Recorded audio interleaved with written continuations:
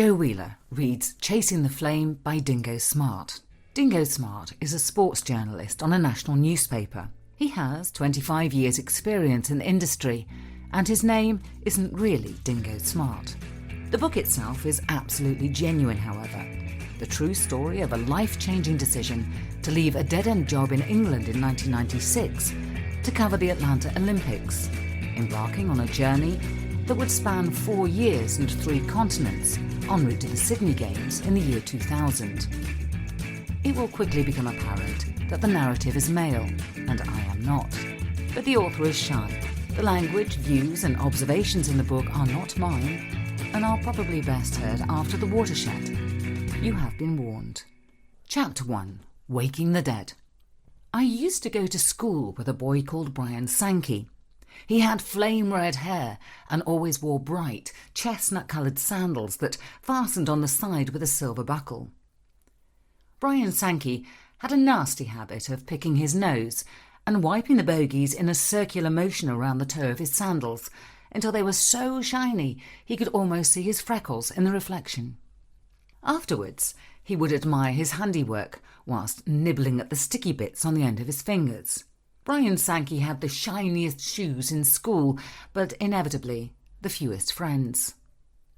I didn't know Brian very well back then, and I probably wouldn't even recognise him now, although Sod's Law says he still picks his nose religiously and is handling the fresh fruit and vegetables at our local supermarket.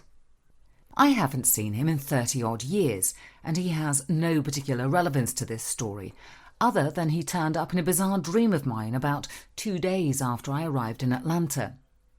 The dream itself is significant, because it was the first time I had faced up to the sudden change of direction in my life, albeit whilst I was fast asleep. The beauty of dreams is that you can liberally throw together people from different times and places without the slightest regard for fact or logic. On this occasion, I managed to pair Brian Sankey, a snotty-nosed, ginger-haired 6-year-old, with Linford Christie, and the two of them were chatting happily in my kitchen, which of course wasn't really my kitchen. I have no idea what they were saying, and it really doesn't matter. The meeting of these two diverse figures was, I believe, a result of my attempts to reconcile the life I had left behind and the adventure I was about to begin. In his own repugnant way, Brian represented home. The very fact I had summoned a character from way back in my childhood indicated a growing sense of unease about the recent turn of events in my life, as if I was trying to scuttle as far as possible back towards the womb. Linford, on the other hand, was a symbol of the Olympic Games, which were the principal reason for this trip and why I was now lying in a hotel bed in Atlanta having strange dreams. I mean, who better to embody the Olympics than Britain's preeminent sprinter? Either that, or I had to justify to myself why I was fantasising about a muscle-bound black man with a reputation of having an obscenely large penis. I wasn't even aware it was a dream at first. Everything seemed perfectly normal, until my grandmother turned up at the front door, carrying a tray of her fresh mince pies. This in itself was not particularly surprising. My grandmother was a woman of few words, who always expressed herself best through pastry. When we were younger, she used to drop by every week with a variety of homemade treats, and her appearance on this or any other occasion would not have seemed out of place, were it not for the fact that we had cremated her nearly 4 years earlier. It was, if you excuse the pun, a dead giveaway. From the moment she arrived, I was able to relax and settle back into that consummate dream state when you know you're dreaming and none of this is real, that Grandma isn't really Grandma, and the big bogey that Brian Sankey is surreptitiously wiping under the rim of the kitchen table won't be there in the morning. I had barely closed the door on Grandma when the phone began to ring. I could hear it, but I couldn't see it, and the harder I looked, the louder it rang. The minutes of frustration that seemed to follow probably only lasted a few seconds before something clicked and I realised that the phone really was ringing.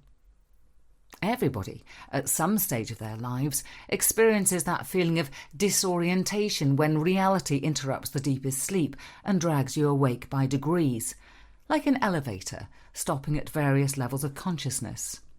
It is particularly confusing when this happens at the dead of night and in a foreign place, which goes some way to explaining why I was a little short-tempered after fumbling around to locate the phone on my bedside table and to identify the voice on the other end of the line. "Bollocks!" It was my brother. "Charming. What do you mean by bollocks?" "I don't know. Bollocks, you've woken me up. Bollocks, it's the middle of the night. You're a fucking bollocks. Take your pick." It's not the middle of the night," he contested, obviously unaware of the 5-hour time difference between England and the east coast of the United States. To be precise, he was calling at 4:08 a.m. on a Thursday morning, a few days since we had said our goodbyes, and several hours after a TWA flight had crashed into the Atlantic Ocean off Long Island in New York, killing all 228 people on board. The reason for his call, he claimed, was to make sure I was all right. Now, I had taken a connecting flight to Atlanta from New York, but he knew I'd arrived safely, and I knew he knew. He just wanted to be the first person to break the news about the plane crash. You see, my brother has always had a strange fascination with death. He tackles the subject with a worrying degree of enthusiasm, whether it's discussing the demise of family and friends or burying pet animals, a duty he has carried out since he was old enough to wield a spade. He could take you into our back garden and, without hesitation, pinpoint the exact burial site of each animal, quoting the name of every dog, cat and rabbit, along with their cause of death. Sunday's lamb roast was never quite the same after we began picking fresh mint from a spot approximately 2 feet above the final resting place of my favourite spaniel. Now, his ghoulish presence was upon me in the middle of a sweltering night in Atlanta, invading a world that had, until this moment, seemed a million miles away from the one I'd left behind in England. To be honest, we didn't get far beyond the pleasantry stage. His work was done, and he realised that I was in no mood to stay and chat. The phone went down, and I settled back into bed, knowing I would probably never find out what happened with Linford and Brian Sankey.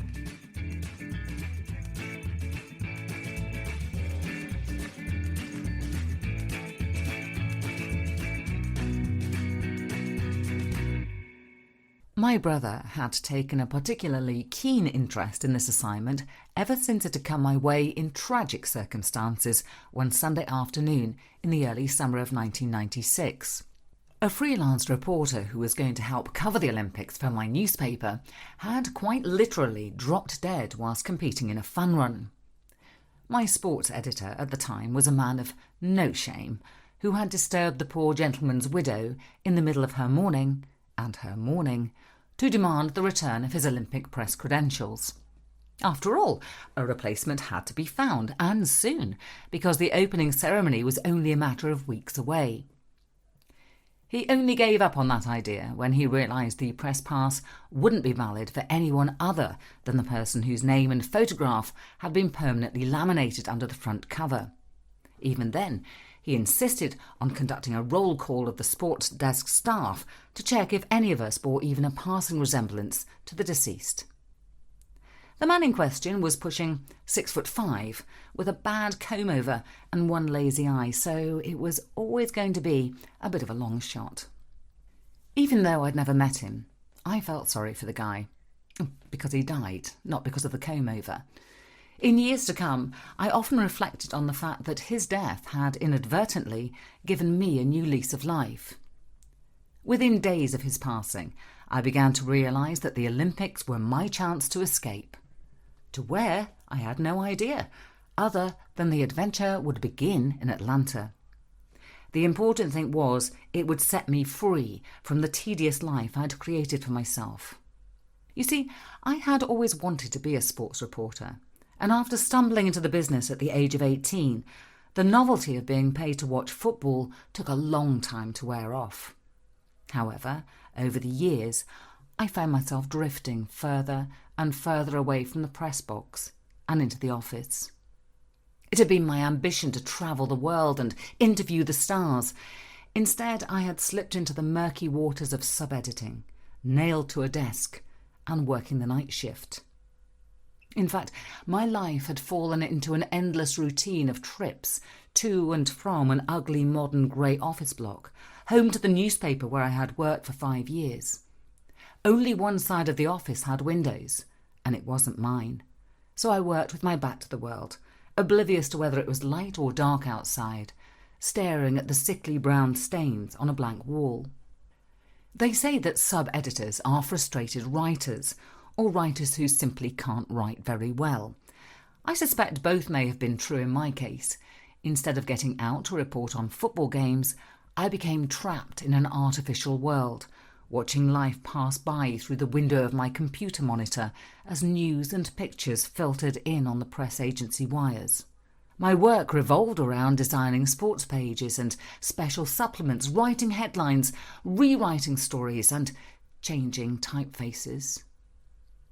And when I'd finished Monday's paper, I would start on Tuesday, then Wednesday, and so on before all the days merged together and an entire year would pass by in a blur of crappy headlines. The shift ended somewhere after midnight when the first editions rolled off the press, and as long as there were no errors or late-breaking news, I would hang around barely long enough to wash the newsprint off my hands before beginning the familiar drive home. I can vaguely remember endless journeys in the early hours through deserted city streets, every now and then catching a glimpse of some shadowy figure lurching from the back door of a pub after another late-night lock-in. Passing rows of houses where people who had a real life were sleeping soundly, all the time wondering how we could make the same news sound different tomorrow. And gradually, I began to tire of injury sickeners, transfer shockers, and so-called world exclusives, whether or not Alan Shearer's groin strain would clear up by Saturday, or if some sweaty cretin from Croydon could win the Pentacontinental featherweight title against an unknown Bolivian. I realised I'd joined the Legion of Dribblers, those lifeless souls I used to encounter in the local shopping centre, dragging their mutant offspring around behind them. People with an expressionless look fixed to their faces, devoid of all hope and inspiration, as though someone had reached into their heads and turned the lights off. I realised I'd been going through the motions in this same zombie-like state for longer than I could care to remember, and I began to wonder if someone hadn't reached into my head and switched off my lights whilst I wasn't looking. Could it be that I was drifting to and from work each day with the same vacant expression as those people? Was it even too late to save myself? I pictured a day 30 years from now when I wouldn't turn up for the night shift, and they would honour my whole sad existence with a couple of column inches under a council tax story at the bottom of page 8. If proof of this were needed, I could find it every night, hunched up over the typesetting machine on the end of a rolled-up cigarette.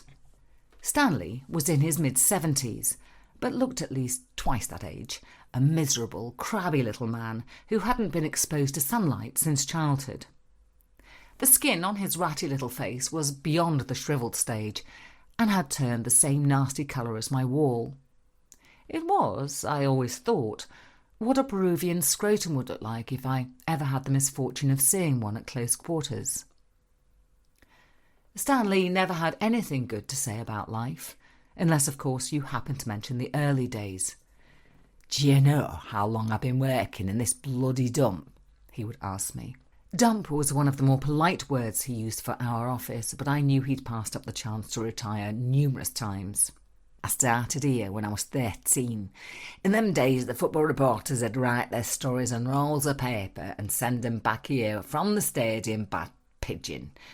We'd have dozens of them flying in and out of this office on a Saturday afternoon. You couldn't walk round here without getting pigeon shit all over your shoes." No pigeon shit. That was probably the only redeeming quality I could think of to describe our office.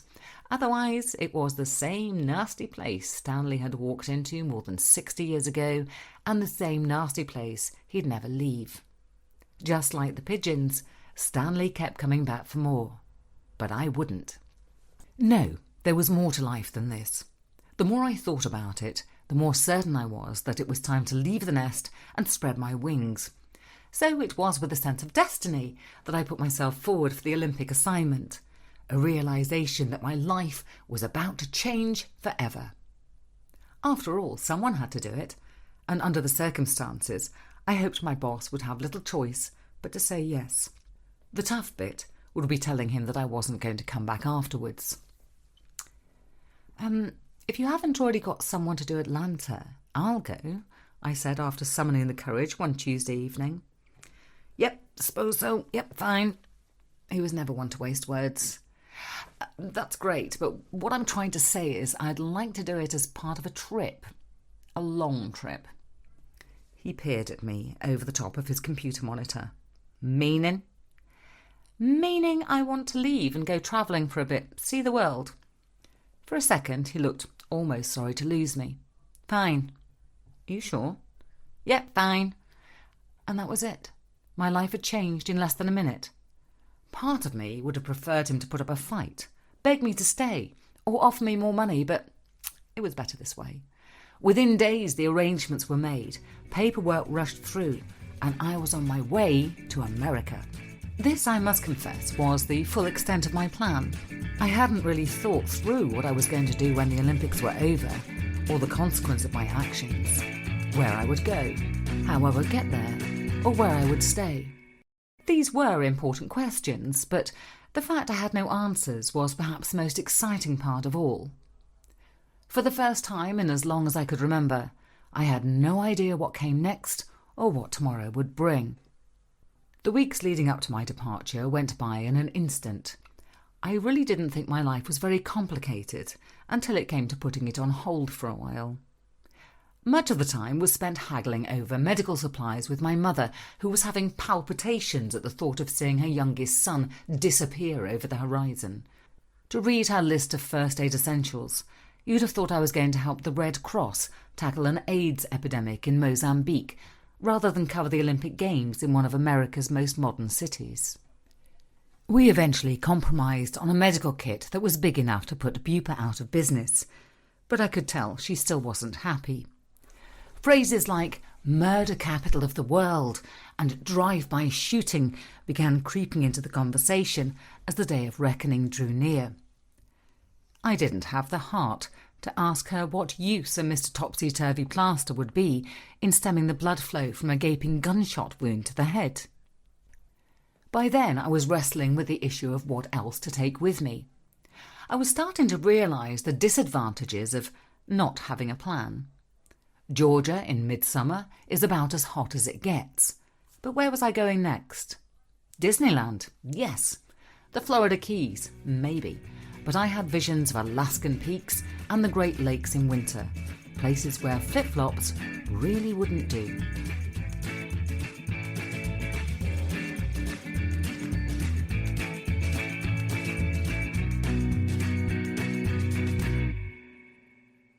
There is something about being a journalist on a foreign assignment that makes you want to buy light khaki-coloured cottons and dress like Brian Hanrahan or John Simpson reporting from the Gaza Strip. Trousers with enough pockets to lose your wallet for a week, and shirts that come with ready-made sweat patches under the arms. I had never really travelled before, and I was determined to be ready for any situation, so I packed a lot. Beach shorts stuffed inside bobble hats, a snorkel jammed into my walking boots, and if there wasn't any more room in the bag, I just reached for another bag, until some element of every conceivable part of my trip was represented in the motherlode materialising before my eyes. Where this adventure might take me was anyone's guess. The only guarantee was that I would get there with a double hernia. As luck would have it, the load was marginally lightened at the last minute. A good friend of mine, who professes to be a computer whiz, decided for me that my laptop computer was not up to the job in hand. It would write stories, carry out a spell check, and send the finished article by modem to my newspaper. I felt that was good enough, but he wasn't convinced, and the night before my flight to Atlanta, he insisted on trying to install some new software. He wouldn't tell me what, that was the surprise, but it sounded so fancy that I presumed it would enable my machine to bake flapjack or treat hemorrhoids, possibly simultaneously. So imagine my delight when the computer visibly shuddered and the screen blinked on and off several times before fading ominously to black. What followed can only be described as a manic whirring sound from deep within the console that took several minutes to subside. This, he told me with an apologetic look, was the sound of my hard drive gasping its final breath. So we parted company on frosty terms. My friend walked home gingerly, with a defunct laptop inserted crudely up his anus, and I headed off to cover the biggest sporting spectacle on the planet, armed with 5 large pieces of luggage and a jumbo notepad from W.H. Smith's.